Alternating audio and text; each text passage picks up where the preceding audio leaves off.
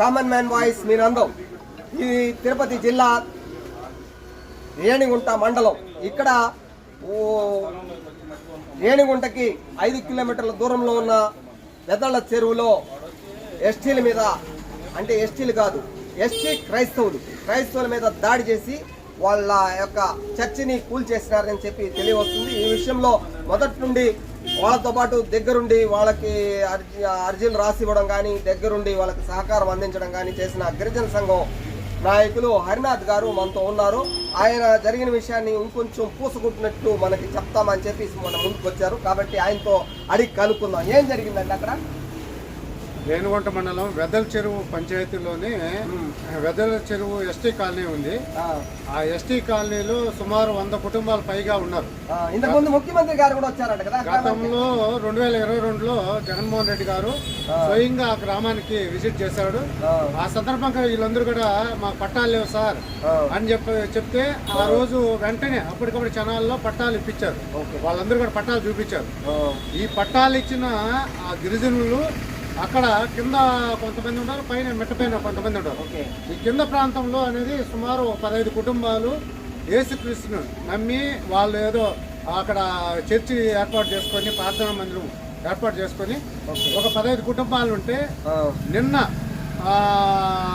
7వ తేదీ 1వ నెల 2025వ సంవత్సరం ఉదయం 7 గంటల కాడ అదే గ్రామంలో ఉన్న అగ్రవర్ణాలు పెత్తందారుడైన ఒక బీజేపీ పార్టీకి చెందిన ఒక వ్యక్తి వీళ్ళ మీద ఆ మత విద్వేషాలు రెచ్చగొట్టేదానికి ఇక్కడ క్రిస్టియన్స్ ప్రార్థనలు ఏమి చేయకూడదు, ఇక్కడ క్రిస్టియన్ ప్రార్థనలు చేసేటంటే ఈ ఊరి నుంచి మిమ్మల్ని వెలేస్తాము, లేకపోతే మీరే వెళ్ళిపోవాలా, ఇక్కడ ఉండేదానికి మిమ్మల్ని చంపేస్తామని చెప్పి బెదిరించారు.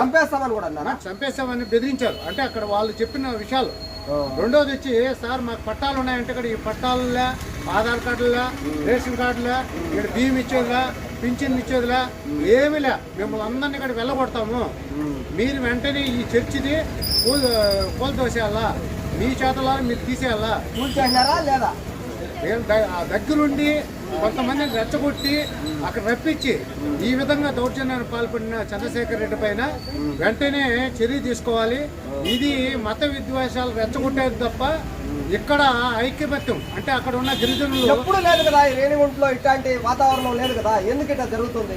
ఇక్కడ రేణిగుంట మండలంలో ఒకవైపు ముస్లింలు కానీ, క్రిస్టియన్స్ కానీ, జైన్ మతం కానీ, హిందువులు కానీ ఏ పండుగలు వచ్చినా అందరూ కలిసిమెలిసి చేసుకునే వాతావరణం. అవును, ఇక్కడ తిరుమల కూడా దగ్గరలో ఉంది.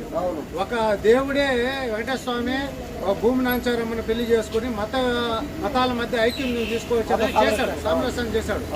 అటువంటిది అనేక దేవతల్లో కూడా ఉండరు. అటువంటిది ఈ రోజు వాళ్ళు చదువు సందు లేకను, లేకపోతే ఏదో మూఢనమ్మకాల వలన వాళ్ళు ఆ మతంలోకి వెళ్ళారు. కొన్ని మా ఆరోగ్యాలు బాగైనాయని చెప్పి నమ్ముతున్నారు. అటువంటి వాళ్ళ మతాలని గౌరవించుకుంటారు. ఈరోజు రాజ్యాంగంలో ప్రతి మతాన్ని ఎవరైనా స్వీకరించవచ్చు, ఏ మతంలోనైనా చేరవచ్చు, లేకపోతే ఏ ప్రార్థనలు చేసుకోవచ్చు అని చెప్పి ఉంది. అటువంటి వాళ్ళని ఒక యానాదులు కాబట్టి ఇక్కడ భయపడతలు గురి చేసి వాళ్ళని హిందూ మతంలో చేరతారా లేకపోతే సస్తారా? ఏమంటే నేను అడిగేది ఏమంటే, బీజేపీ చాలా కాలంగా ఉంది ఇక్కడ, అదేవిధంగా ఇక్కడ మత సామరస్యం కూడా అదే విధంగా కాపాడబడుతుంది. అయితే ఇప్పుడు మాత్రమే ఈ 6 నెలల కాలంగానే ఎందుకు జరుగుతుందని ప్రశ్న. అదే ఇప్పుడు దేశంలో 3వసారి బీజేపీ అధికారం రావడం, నరేంద్ర మోడీ ప్రధానమంత్రి కావడం, వాళ్ళకి తొత్తుగా ఇక్కడ కూటమి ప్రభుత్వం, తెలుగుదేశం ప్రభుత్వం కానీ, జనసేన పార్టీ వీళ్ళందరూ నెత్తి మీద వేసుకుని మోసిన దానివల్ల ఈ ఫలితం.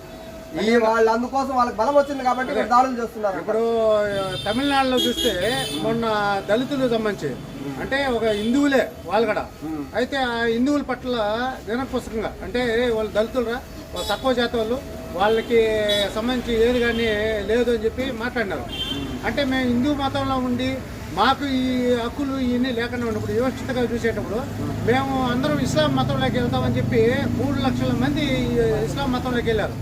అంటే అక్కడ ఎందుకు చేశారంటే అక్కడ అందరూ ఆలోచించారు, ఒక చైతన్య భావంతో ఆలోచించారు. అంటే ఈ హిందూ మతంలో ప్రేరేపించి మత విద్వేషాలు రెచ్చగొట్టే వాళ్ళకి బుద్ధి రావాలనే ఉద్దేశంతో చేసింది తప్ప ఇంకోటి కాదు. ఈరోజు ఈ గిరిజనులుగా యానాదులు ఇక వృత్తి ఏంది, చేపలు పట్టుకోవడం, కూలి పనులు చేసుకోవడం. ఇటువంటి వాళ్ళు ఈరోజు ఆ మతంలోకి ఎందుకు పోయారు?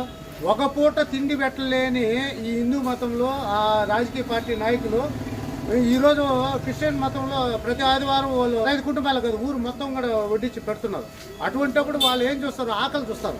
రెండోది ఆ మూఢనమ్మకాలు లేకపోతే విశ్వాసాన్ని నమ్ముతారు. ఆ పద్ధతిలో వాళ్ళు వెళ్తున్నారు తప్ప వాళ్ళని ఈ విధంగా అక్కడ అగ్రవర్ణ పెత్తందారుడు ఈ విధంగా చేయడానికి కారణం ఏంటంటే మొన్న 5వ తేదీ విజయవాడలో 5వ మహాసభ అనేది జరిగింది. దానికి పిలిపించున్నారు గ్రామానికి. ఆ గ్రామంలో ఈ బీజేపీ ఒక వ్యక్తి ఉన్నాడు కాబట్టి అటువంటి వ్యక్తి నా పెత్తనం చూడు, నేను బీజేపీ మతాన్ని నెత్తికి పులుకొని ఏ విధంగా చేస్తున్నాను.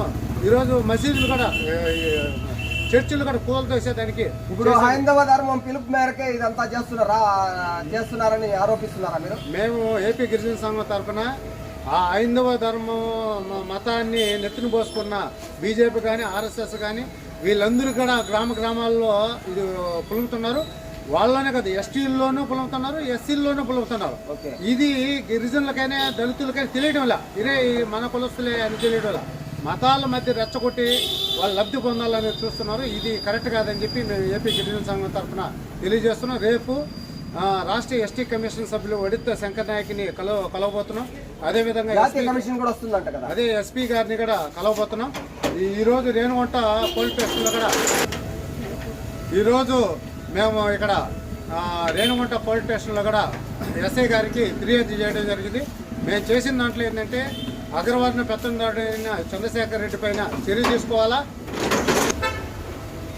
అదేవిధంగా ఆ గ్రామంలో చర్చిని కూల్చేసేదానికి కారకుల పైన చర్య తీసుకొని అదేవిధంగా దానికి నష్టం దాదాపు సుమారు 50,000 రూపాయలు ఒక 15 కుటుంబాలంతా వసూలు చేసి కట్టుకునేది కాబట్టి ఆ నష్టపరాన్ని కూడా ఆ చంద్రశేఖర్ రెడ్డి దగ్గర కట్టించాలా. అదేవిధంగా అక్కడున్న 15 కుటుంబాలు క్రైస్తవ మత కుటుంబాలకి రక్షణ కల్పించాలని చెప్పి ఈరోజు ఏపీ గిరిజన సంఘం తరఫున మేము డిమాండ్ చేస్తున్నాం. ఇదే విషయము గిరిజన సంఘం తరఫున వాళ్ళు డిమాండ్ చేయడం మనం చూసాం. ఇక్కడ మత సామరస్యానికి వేదికగా ఉన్న ఈ ప్రాంతంలో మత ఉద్రిక్తల్ని రెచ్చగొట్టడానికి మన జరిగిన విజయవాడలో జరిగిన హైందవ సమావేశంలో ఇట్లా గ్రామాన ఎక్కడ ఇట్లాంటి అవకాశం ఉందో అక్కడంతా కూడా రెచ్చగొట్టి వాళ్ళ మీద దాడులు చేయమని చెప్పి పిలిపించారు. ఆ కారణంగానే ఇప్పుడు ఈ దాడులు పెంచడం జరుగుతుందని చెప్పి హరినాథ్ గారు ఆరోపించడం మనకు కనబడుతుంది.